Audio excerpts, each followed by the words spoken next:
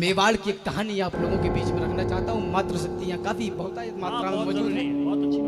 भूमिका सिर्फ इतनी सी कि तुम नवेली पीढ़ियों के सारथी हो जाओगे, थाल पूजा के बनोगे, आरती हो जाओगे और देश के इतिहास का यदि अंश भर जानोगे जब, बस उसी क्षण आप सच्चे भारतीय हो जाओगे। रावल रतन सिंह को दिल्ली से छुड़ा के लाया गया है चित्तौड़ और गोरा बादल वहां शहीद हुए हैं, बलिदान हुए। कविता की भूमिका सिर्फ इतनी, उस पराम्बा भगवती माता पद्मिनी के चरणों में अपनी पंक्तियां रखता हूं। मुझे नहीं पता आप लोग कैसे सुनेंगे, मैं शुरू करता हूं कि रतन सिंह आजाद हुए तो खिलजी खिसियाया था। रतन सिंह आजाद हुए तो खिलजी खिसियाया था। घर में ही मिली पराजय के कारण वो दिल लाया था। मेवाड़ धरा के कुछ सैनिक पिंजड़े को तोड़ गए थे और दुश्मनों की आंखों को लज्जित छोड़ गए थे। गोरा बादल चचा भतीजे लाखों पर भारी थे। युद्ध कला के करतब उनके सचमुच तलवारी थे। बिना शीश के युद्ध लड़ा था कथा अमर कर आए। जीत गई रजपूती और मुगलों के मुंड झुकाए। तो इधर नगाड़े बजे, उधर दिल्ली में मातम छाया और अहंकारी खिलजी खुद ही खुद में छल लाया। बोला सेना से मुस्तंडो जाओ और मर जाना, अपने बेहूदे चेहरे मुझको अब नहीं दिखाना। दिल्ली जैसे बड़े दुर्ग की रक्षा न कर पाई, चंद सैनिकों के हाथों में ही मुक्की खाई। वो आजाद परिंदे से आए और उड़ा ले गए, तुम तलवार न खींच सके वो राजा छुड़ा ले गए। शाबाश शाबाश, कांटे खड़े कर दिए, बहुत अच्छे राम। तुम तलवार न खींच सके वो राजा छुड़ा ले गए। उसने मुझको ललकारा है, मैं उसको ललकारूंगा। घर में घुसकर मारा है, घर में घुसकर मारूंगा। हाथी घोड़े सजवाओ, भाले पर्ची उठवा लो, सारी तलवारें तीर कटारी पर थाने रखवा लो। कूच करो चित्तौड़ दुर्ग की घेराबंदी कर दो। जो आंखें पद्मिनी को देखी वो आंखें अंधी कर दो। बूढ़े बच्चे विधवाओं पर नहीं तो खाना, वीरों से न जीत सको तो छुपकर तीर चलाना। दबे पांव चित्तौड़ चलो तुम भलक न हो दुश्मन को, मैं गर्दन से दूर करूंगा रतन सिंह के तन को। तो खिलजी अपनी सेना लेकर पहुंचा उस माटी में, बलिदानी धरती के ऊपर मेवाड़ी घाटी में। एक मुक्त सेना को रोका, जोरों से चिल्लाया और कायरों के समूह को एक फरमान सुनाया। बोला सन्मुख दरवाजा तोड़ो, आगे घुस जाओ, मेवाड़ी मान पद्मिनी को मेरे सन्मुख ले आओ। क्यों ही सैनिक बड़े, सभी का सहसा मन अकुलाया। किला नहीं था सन्मुख, उनको काल खड़ा दिखलाया। सैनिक बोले माफ करो हम अंदर ना जाएंगे, है विशाल दरवाजा इसको तोड़ नहीं पाएंगे। तोड़ पाए तो महाराज हम अपना कफन सिलेंगे। किले के अंदर सोए हुए मेवाड़ी सिंह मिलेंगे, सोए सिर जगेंगे तो फिर सबकी रूह हिलेगी। कितनी भी तेज भाग लेना पर दिल्ली नहीं मिलेगी। वक्त अभी रुकने का है, मेरे आका रुक जाओ और सबकी खैर चाहते हो तो बाहर ही रुक जाओ।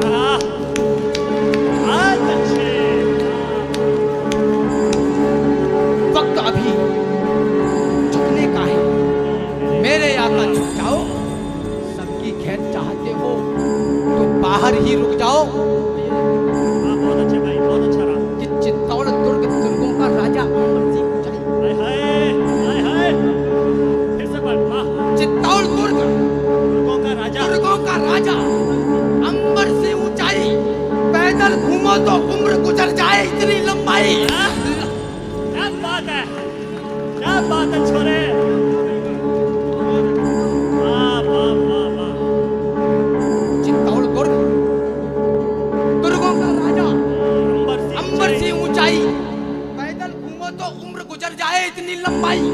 लंबाई से भी विशाल थी रावल की प्रभुताई। प्रभुताई से बहुत कठिन थी पद्मिनी की ठकुराई। और ठकुराई के आगे खिलजी भी बस दिखाई पड़ता।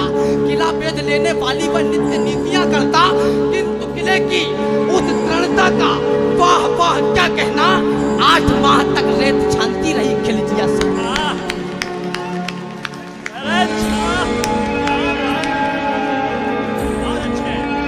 8 माह तक रेत छानती रही खिलजिया सेना। दीवार दुर्ग की धधक रही थी जंगल के जंगल में और दारुल तुम पाते मेवाड़ी मंगल में। जिधर देखते थे केवल बस रेत दिखाई पड़ता। सन्मुख किला किले सम्मान किले के ऊपर और एकलिंग महादेव वरदान किले के ऊपर। किला किलेश्वर क्या कमाल था, कुशल कमान वही था। किला किला था, केवल किला किले का नाम नहीं था। तो गुप्तचरों ने देखा और राणा रावल से बोले, पहले सांस संभाली और फिर धीरे से मुंह खोले। बोले, हुकुम। किले के बाहर काले घन छाए हैं, खिलजी के कायर सियार द्वारे तक चढ़ आए हैं। खिलजी की सारी सेना है थोड़ी दूर किले से। उस रोज खबर ये रतन सिंह के उतरी नहीं गले से। थे महान बलवान, किंतु दिल में खलबली मची थी। उस दिन रावल को सचमुच गोरा की कमी खली थी। हाय हाय हाय हाय। और इतिहास का पक्ष लाया है बेटा, बहुत अच्छे। एक आरोप लगा कि दाना पानी खत्म हो गया तो लड़ने के लिए आए। उन इतिहासकारों के सामने एक प्रश्न खड़ा करता हूं। बिना नेतृत्व वाली सेना चित्तौड़ से चलकर दिल्ली तक जाकर खिलजी के जबड़े से अपने राजा को छुड़ा के ला सकती है? वो 8 महीने तक अपनी छाती पर दुश्मन बर्दाश्त नहीं करेगी। सुबह किले के बाहर निकलेगी, कलेजा चीर के हाथ में दे देगी। 8 महीने पंक्तियां पढ़ता हूं कि ऐसा नहीं कि सूर्य चमकना अपना छोड़ गए थे, ऐसा नहीं वो लड़ मरने का सपना तोड़ गए थे, ऐसा नहीं कि शेर मांद में छुपकर बैठ गए थे, ऐसा नहीं मृत्यु के भय से चुपकर बैठ गए थे, ऐसा नहीं शत्रु सेना का पहरा सख्त हुआ था, ऐसा नहीं कि ठकुराई का ठंडा रक्त हुआ था, ऐसा नहीं कि राजपुताने में रणवीर नहीं थे, ऐसा नहीं कि रावल के तरकस में तीर नहीं थे, ऐसा नहीं कि उनकी तलवारों पर धार नहीं थी, ऐसा नहीं कि मेवाड़ी मिट्टी खुददार नहीं। अरे यार, ऐसा नहीं कि मेवाड़ी मिट्टी खुददार नहीं थी, कि मेवाड़ी मिट्टी खुददार नहीं थी। केवल एक यही भय था जो उनको रोक रहा था, मानवता का रक्त बहेगा ये डर टोक रहा था। पर्वत और युद्ध के किस्से और वैश्या का मुख, ये तीनों समुचित दूरी से ही देते सुंदर सुख। बहुत अच्छे, फिर से पढ़। कि पर्वत और युद्ध के किस्से और वैश्या का मुख, ये तीनों समुचित दूरी से ही देते सुंदर सुख। कथा युद्ध की सुनने में रमणीक लगा करती है, मगर समर्थन में सोणित की धार बहा करती है। बच्चे अनाथ होते हैं, बहुएं विधवा हो जाती हैं, कई घरों में कोलाहल की चीखें चिल्लाती हैं। तो खिलजी की सेना में है जितने भी लड़ने वाले, उनमें से ज्यादातर हैं भारत के रहने वाले। वो भारत के रहने वालों से हरगिज नहीं भिड़ेंगे जब तक युद्ध तले टालेंगे, तत्पश्चात लड़ेंगे। अरे यार,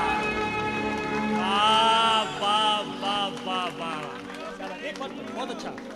जब तक युद्ध तले टालेंगे तत्पश्चात लड़ेंगे। तो सभा बुलाई गई और सारे मंत्री बुलवाए, सच्चे महारथी और योद्धा भी दरबार में आए।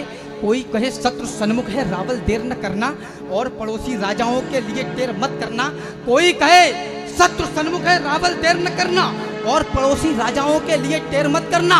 है सच्चा सूरवीर को ही जो मारे या मरता है, कितने भी स्वान सिंह घेरे पर सिंह नहीं करता है। अरे मृत्यु वो नहीं जो हमको अपने संग लेकर जाए, मृत्यु वो नहीं जो शरीर से प्राण अलग कर जाए, मृत्यु वो नहीं जो भय का कोई उन्माद उठाए, मृत्यु वो नहीं जो जीवन जीने में आड़े आए। मृत्यु तभी जब कहीं हमारा स्वाभिमान मर जाए, मृत्यु तभी जब कहीं हमारा स्वाभिमान मर जाए, मृत्यु तभी जब हम विपरीत परिस्थिति से डर जाएं। राजन क्षमा, मगर कहता हूं कौन मृत्यु होती है? शत्रु अगर ललकारे तो फिर मौन मृत्यु होती है। और योद्धा की तलवार समर में चमत्कार करती है, तो मौत खड़ी होकर फिर उसका इंतजार करती है। अरे यार, रावल बोले, चट्टानी योद्धाओं शस्त्र संभालो, करो भुजाली गर्म और फिर दोहरी धार लगा लो। माना दुश्मन अधिक और हम सब संख्या में कम है, किंतु विजय या वीर गति चुन लेने में क्या गम है। चलो खिलजियों की अंतिम अरदास मिटाकर आए, चलो समर में योद्धाई की आग लगाकर आए, चलो समंदर में चलकर तूफानों से टकराएं, चलो उन्हें योद्धाई वाला खेल खिलाकर आए, चलो बता दें उन्हें युद्ध कैसे जीते जाते हैं, 7 लाख से कुछ हजार के दम पर टकराते हैं। वाह! अरे आज पुकारा मातृभूमि ने आज दिवस आया है, आज कृपा है महाकाल की, क्या अद्भुत माया है। आज देवगण हर्षित होकर हमको देख रहे हैं और स्वर्ग से सुमन हमारे ऊपर फेंक रहे हैं। अरे आज कालिका और दुर्गा का आशीर्वाद मिला है, जन्मभूमि की रक्षा वाला आज प्रसाद मिला है। इन कृपा सुमन और आशीषों को व्यर्थ न जाने देना। जीते जी तुम स्वाभिमान पर आँच न आने देना। याद रहे कि जीते जी दुश्मन अंदर ना घुस पाए और प्रतिष्ठित आन बान पर दाग नहीं लग पाए। याद रहे कि उस योद्धा का मान हुआ करता है जो मातृभूमि की रक्षा में बलिदान हुआ करता है। अरे वीर विजय मातृभूमि की रक्षा में बलिदान हुआ करता है। अरे विजय अगर हो तो ऐसी कि अंबर पुष्प गिराए और वीर गति हो तो ऐसी इतिहास अमर हो जाए।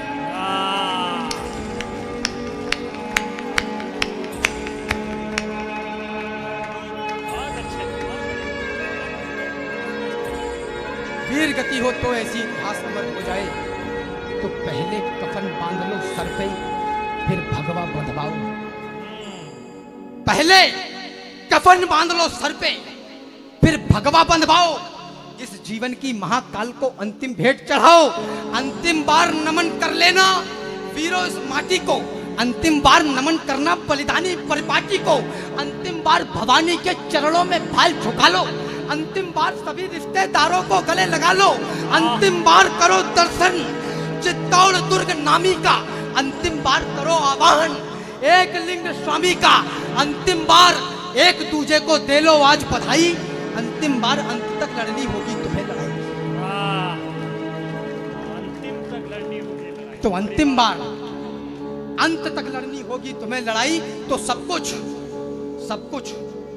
कुछ अंत हुआ था पर उसको अनंत कर डाला। पाषाणी पतझड़ को झटके में बसंत कर डाला। मेवाड़ी दल संख्या में कम किंतु हौसले बागी। एक तरफ से लगन सभी को वीर गति की लागी। पुरुषों ने तो कफन और केसरिया संग बंधाया, उधर रानियों ने भी सुंदर जौहर कुंड बनाया। ठाकुर ठाकुरानी पाषाणी सीमा लांग रहे थे, एक दूसरे से मरने की आज्ञा मांग रहे थे। इससे बड़ा पुरस्कार तेरे लिए कुछ हो भी नहीं सकता। गुड भाई साहब ने तुझे माला पहनाई है, तेरा कविता पाठ सफल हो गया। बहुत अच्छा है बेटा, शाबाश। ठाकुर ठाकुरानी पाषाणी सीमा लांग रहे थे, एक दूसरे से मरने की आज्ञा मांग रहे थे। अब माताओं आपके पक्ष की पंक्तियां पढ़ने जा रहा हूँ। माता पद्मिनी आ रही है, आप कैसे सुनेंगे आप तय करना। ठाकुर ठाकुरानी पाषाणी सीमा लांग रहे थे, एक दूसरे से मरने की आज्ञा मांग रहे थे। तो योद्धाओं ने शस्त्र संभाले, जीन दरी घोड़ों पे, माथे पर माटी लगवाकर हुई होड़ होड़ों से होड़ लग गई। एक दूजे से पहले कौन मरेगा? होड़ लग गई, एक दूजे से पहले कौन मरेगा? सबसे पहले रक्त तिलक मिट्टी का कौन करेगा? सबसे पहले दुश्मन दल में जाकर कौन नचेगा? सबसे पहले खिलजी की छाती पर कौन हंसेगा? सबसे पहले मातृभूमि का कौन दुलार करेगा? सबसे पहले माँ जननी का कौन श्रृंगार करेगा? तो केवल मैं गूंज रही थी, हम तुम शब्द नहीं था। सबने ही हुंकार भरी थी, कोई निशब्द नहीं था। सारे महारथी और योद्धा पैदल घोड़े वाले, कुछ तो केवल 13-14 के प्यारे मत वाले। कुछ की दाढ़ी बड़ी हुई थी पर तलवार लिए थे, बढ़ती उम्र दिखती थी पर मूंछ पे धार दिए थे। कुछ तो पहले से घायल थे लेकिन अड़े हुए थे, मातृभूमि की रक्षा में मरने को अड़े हुए।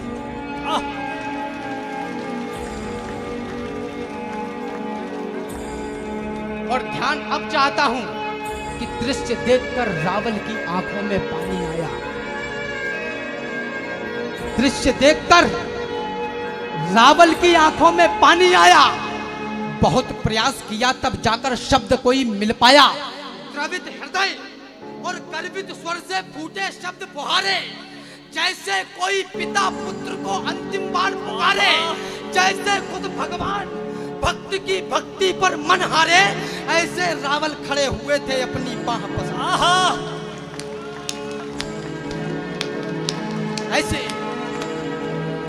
रावल खड़े हुए थे अपनी बाह पसारे कि योद्धाओं, तुम ही हो गौरव गान बचाने वाले, तुम सब ही हो स्वामी भक्त अरमान बचाने वाले, तुम ही ही हो मेवाड़ वंश का मान बचाने वाले, तुम ही हो रानी पद्मिनी की आन बचाने वाले, तुम ही सत्य सनातन का यशगान बचाने वाले। नमन तुम्हें है पूरा हिंदुस्तान बचाने वाले। शाबाश, राम बहुत अच्छे। तो सैनिक बोल पड़े राजन, इसका अभिमान नहीं है। दीदी सुनना, सैनिक बोल पड़े राजन, इसका अभिमान नहीं है। राजपूत बोले राजन, इसका अभिमान नहीं है, ये दायित्व हमारा है, कोई ऐसा नहीं है।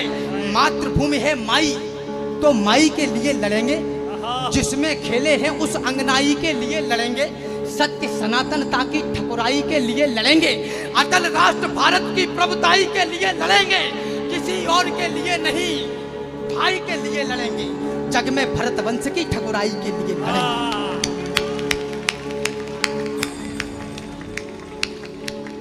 तो कल का सूरज चढ़ते ही आरंभ कीजिए राजन, एक लिंग की शपथ, युद्ध प्रारंभ कीजिए राजन। कल का सूरज देखेगा इन दिल वालों का जलवा, लाखों से लड़ने वाले माँ के लालों का जलवा।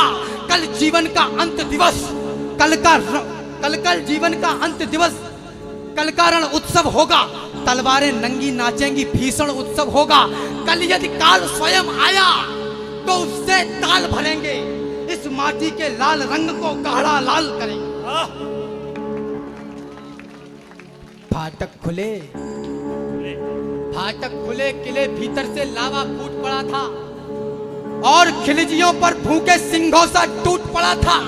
पद चापों से उड़ी धूल धरती को गगन बनाती, मातृभूमि की रक्षा का क्या अनुपम दृश्य दिखाती।